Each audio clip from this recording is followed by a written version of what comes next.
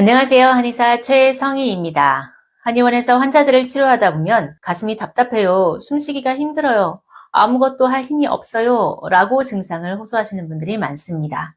증상은 비슷하지만 여러 유형으로 나뉘어지는데요. 오늘은 그 중에서 완벽주의, 강박증을 갖고 계신 분들의 가슴 답답함과 무기력, 왜 생기고 어떻게 해야 이런 증상에서 벗어날 수 있는지 말씀드리겠습니다. 완벽주의 성향의 사람들은 달성하기 어려운 것을 이뤄냈을 때 나를 가치 있는 존재로 여깁니다.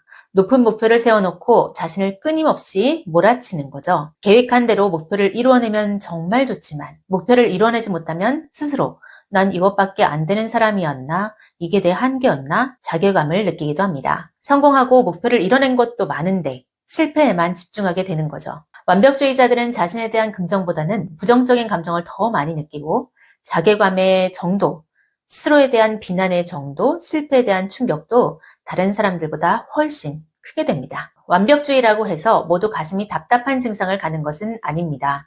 완벽주의라고 해도 몰두할 만한 일을 하고 있지 않을 때는 증상이 심하지도 않고 모르고 지나가게 됩니다. 그렇지만 내가 즐거워하고 좋아하는 일을 하거나 업무에서 성과를 내야 하거나 막중한 책임감을 갖는 상태에서 일에 매진하고 있을 때 나의 완벽주의가 실체를 드러나게 됩니다.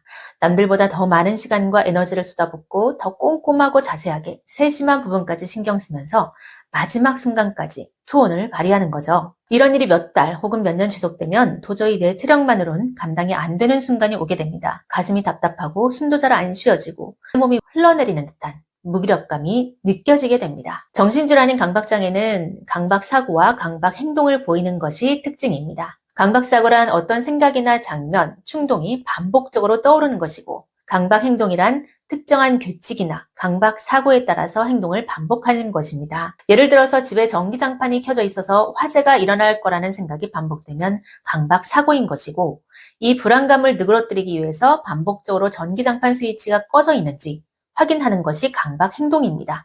강박사고와 강박행동이 시간을 소모하고 심각한 고통과 장애를 유발해서 일상생활이나 업무, 대인관계에 지장을 초래할 때 이것을 정신질환으로 분류합니다. 그런데 강박장애까지는 아닌데 의외로 많은 분들이 강박증을 갖고 있습니다. 좀 더 정확하게 말하면 강박사고에 가까운데요. 본인이 생각하기에 일상생활을 마비시킬 정도는 아니니까 지나치는 경우가 많습니다. 예를 들면 한 가지 생각이 머릿속에 떠오르면 생각이 꼬리에 꼬리를 물고 길게 이어져서 생각을 쉽게 끊어내지를 못합니다. 환자들 중에서는 이런 강박사고가 있는데도 제가 짚어주기 전까지 전혀 모르는 경우도 많았습니다. 이런 분들은 누군가와 다툼이 생겼을 때 머릿속에서 계속 상대방에 대한 분노와 화가 치밀어 오릅니다. 화가 나는 상황에서 화가 올라오는 것은 정상이지만 본인 스스로 생각을 이제 그만하고 싶어 해도 그럴 수가 없습니다. 생각이 끊어지지가 않는 거죠.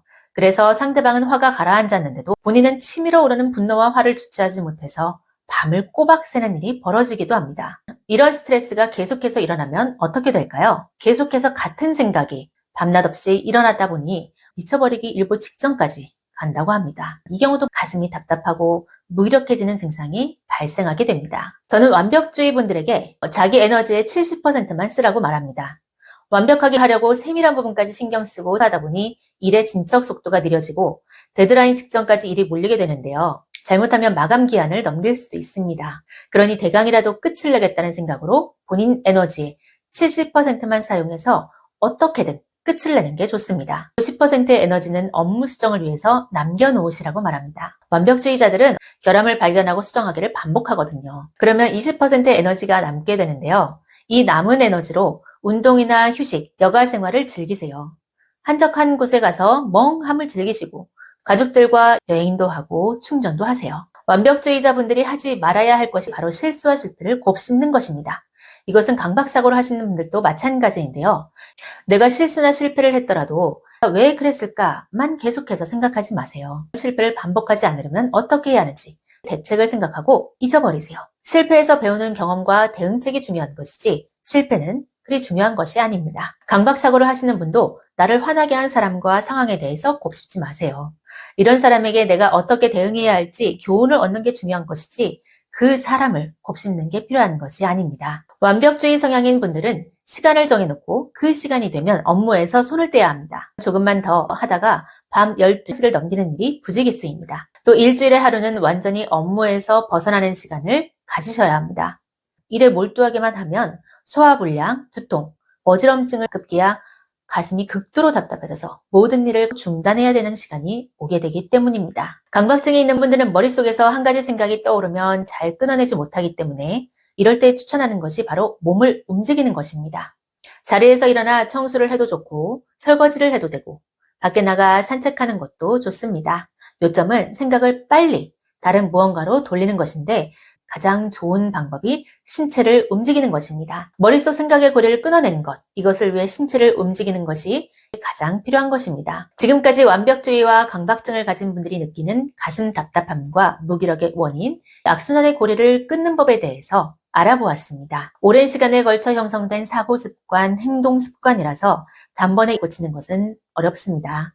대신 내가 이런 성향의 사람이라는 것을 빨리 알고 가슴 답답함과 무기력한 증상이 더욱 심각한 병이 되지 않도록 스스로 노력하는 것이 필요합니다. 다음 시간에도 더욱 유익한 정보로 찾아뵙겠습니다.